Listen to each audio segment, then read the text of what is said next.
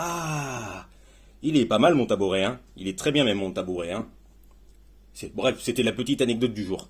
Mais le sujet de cette vidéo aujourd'hui, c'est le pay-per-view Elimination Chamber qui avait lieu en direct sur le WWE Network au Canada, en direct dans la nuit du samedi 18 février au dimanche 19 février à 2 heures du matin, heure française. Et il y a bel et bien eu 5 matchs sur la carte. Mais je vais vous parler, bien évidemment, des matchs, de tous les matchs qui ont eu lieu, hein, mais surtout du main event, qui va nous intéresser le plus. Et c'est très important. Tout d'abord, on a en match d'ouverture le match Elimination Chamber match féminin avec pour déterminer qui va affronter Bianca Belair pour le titre féminin de Raw à WrestleMania 39. Et il y avait Asuka, Liv Morgan, Raquel Rodriguez, Natalia, Carmella et c'était qui la sixième déjà? J'en ai oublié une autre. J'espère que ça va me revenir, hein. Et ce match d'ouverture c'était pas mal, hein. On a eu de tout ce qu'il fallait, hein, avec toutes les participantes qui ont été mises en avant, hein. Mais ce qui m'a surpris, moi, c'est, enfin, je sais que ça va surprendre pas mal de monde, hein, sur cette vidéo, je pense. C'est Carmella qui termine deuxième de ce Chamber match, hein. Alors que, on va pas se mentir, hein, elle avait aucune chance de remporter ce match, hein. Et de ce que j'ai remarqué chez Carmella, c'est qu'elle est revenue à son ancienne gimmick, hein, plus ou moins, hein. Même s'il y a eu un autre changement de thème de musique d'entrée, hein. Et ce qui m'a intéressé le plus aussi, c'est Raquel Rodriguez qui a été parfaitement mise en valeur, hein, et qui a très bien géré sur le ring, hein, et qui, malgré son élimination, hein, elle a été protégée dans la défaite puisque c'est Asuka et Liv Morgan qui ont dû s'y mettre à deux pour faire le tomber sur elle. Donc bien que Raquel Rodriguez soit éliminée, elle est protégée dans la défaite. Et Raquel Rodriguez fait partie des futures superstars féminines à avoir un très bel avenir à la WWE et a déjà tout d'une future championne du monde, que ce soit féminine, que ce soit de Raw ou de SmackDown. Et que dire de plus, bah... Ah oui, j'ai oublié, j'ai retrouvé le sixième nom, c'était Nikki Cross. Bah, Nikki Cross qui a surpris, qui a fait bonne sensation, hein, si je puis dire, hein, alors que je n'attendais pas forcément d'une longue durée dans son match de Nikki Cross. Et en fait, si ma mémoire est bonne, hein, Nikki Cross est monté sur le haut d'une des cabines, hein, qui a apporté son, qui a apporté son sorte de crossbody sur toutes les participantes. Mais bon, on savait que Nikki Cross, ça durerait pas longtemps, hein, pour elle, hein. Enfin, sa participation ne durerait pas longtemps, hein. Et comme vous le savez, hein, bah, je pense que c'était évident, hein, vu les participantes, hein. Il y avait Asuka, Liv Morgan et Raquel Rodriguez comme favorites, hein, mais tandis que le reste c'est plus ou moins de la mid-card féminine, hein. Donc ouais, le résultat final était un petit peu plus ou moins évident. Et c'est bien évidemment Asuka qui remporte l'Elimination Chamber match et qui affrontera Bianca Belair pour le titre féminin de Raw à WrestleMania 39. Et ensuite, vu qu'on a les deux matchs pour les titres féminins de Raw et SmackDown, et on a déjà Charlotte Rhea Ripley pour le titre féminin de SmackDown et Bianca Belair, Asuka pour le titre féminin de Raw à WrestleMania 39. Et donc, du coup, quid de Bayley et Becky Lynch? Enfin, on ne sait pas encore, hein, ce qui se passera pour elles, hein, vu qu'elles n'ont aucun gros programme de prévu pour WrestleMania qui aura lieu à Los Angeles le premier week-end d'avril, hein, le 1er et 2 avril. Enfin, rappelons que des rumeurs, hein, évoquaient récemment, hein, un match par équipe entre les deux légendes féminines Lita et Trish Stratus avec Becky Lynch face au Damage Control, hein. Donc il se peut qu'on ait ce match finalement à WrestleMania 39. Ensuite, on a le match entre Bobby Lashley et Brock Lesnar. Et ce match, ouais, je sais pas trop quoi penser, hein, puisque ouais, la fin laissait un petit peu à désirer.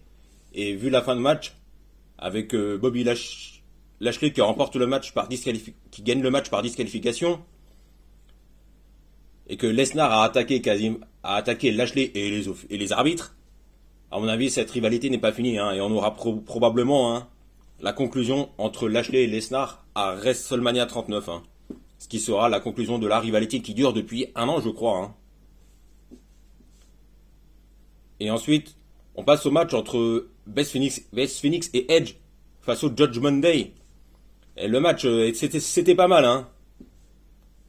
Et Dominic Mysterio, hein, bien qu'il soit encore ringside, a été bien mis en valeur aussi, hein, en intervenant parfois pour aider le Judgment Day à revenir dans le match. Hein. Et honnêtement, franchement, moi, j'y croyais longtemps à une intervention de Rey Mysterio pour distraire Dominic. Hein. Car rappelons que les derniers segments entre Dominic et Rey Mysterio hein, devraient nous amener à un match entre les deux superstars mexicaines à WrestleMania 39. Hein. Rey Mysterio face à Dominic Mysterio. Mais bon, ce n'est pas arrivé. Et au final, c'est Beth Phoenix et Edge qui gagnent le match mixte par équipe hein, face au Judgment Day. Hein, et du coup, hein, Edge qui gagne ce match mixte par équipe chez lui au Canada. Ensuite, on passe au match Elimination Chamber match pour le titre US avec Austin Theory qui défendait son titre face à Seth Rollins, Montez Ford, Bronson Reed, et qui sont les deux noms là, j'ai déjà oublié, hein. Mais bon, peut-être que ça va me revenir, je sais pas, hein. Et j'ai oublié les deux autres. Bah bref, c'est pas grave. En fait, ce qui s'est passé dans le tournant de ce match, c'est que Montez Ford a fait un excellent match, hein. Et lui, il a un très bel avenir en solo à la WWE, hein. Et il se peut très bien qu'il ait un gros push bien plus tard dans l'année, hein, je pense. Et en fait, alors que Montez Ford était éliminé, et il a terminé troisième, je crois, hein, si ma mémoire est bonne, il me semble. Ou alors, n'hésitez pas à rectifier dans les commentaires, hein, si c'est la bonne réponse. Et alors que Montez Ford sortait de la cage, il y a Seth Rollins et Austin Theory, hein, qui sont les deux derniers participants. Hein. Et alors que Seth Rollins s'apprêtait à gagner le match, il y a Logan Paul qui est intervenu hein, pour distraire Seth Rollins et donc l'attaquer aussi par la suite. Ce qui fait que Logan Paul a coûté la victoire à Rollins. Ce qui fait que Austin Theory en a profité pour porter son finisher qui est le 8 and down pour faire le tomber sur Seth Rollins et remporter le match et rester champion des États-Unis. Et bon, ce qui est sûr maintenant, c'est qu'on va bel et bien avoir le Logan Paul face à Seth Rollins à WrestleMania 39. Hein. Et pour ce qui est de Austin Theory, hein, rappelons que un gros match entre Austin Theory et John Cena refait souvent surface. Hein. Et je ne sais pas si John Cena sera présent à WrestleMania 39, hein, mais si c'est le cas, hein, on a de très grandes chances d'avoir Austin Theory face à John Cena pour le titre des États-Unis à WrestleMania 39. Hein. Ce qui serait excellent. Hein. Moi qui suis un grand fan de John Cena.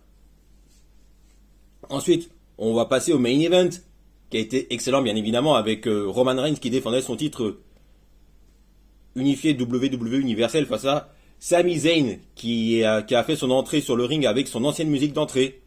Et ça m'a fait énormément plaisir, hein, car c'est une de mes meilleures musiques d'entrée préférées des superstars à la WWE. Et Sami Zayn a fait un excellent match, hein, et a longtemps fait jeu égal avec Reigns durant tout le match, hein, en étant souvent hein, tout près de remporter le titre mondial unifié. Et en plus, Sami Zayn a fait un excellent match chez lui à Montréal au Canada à domicile.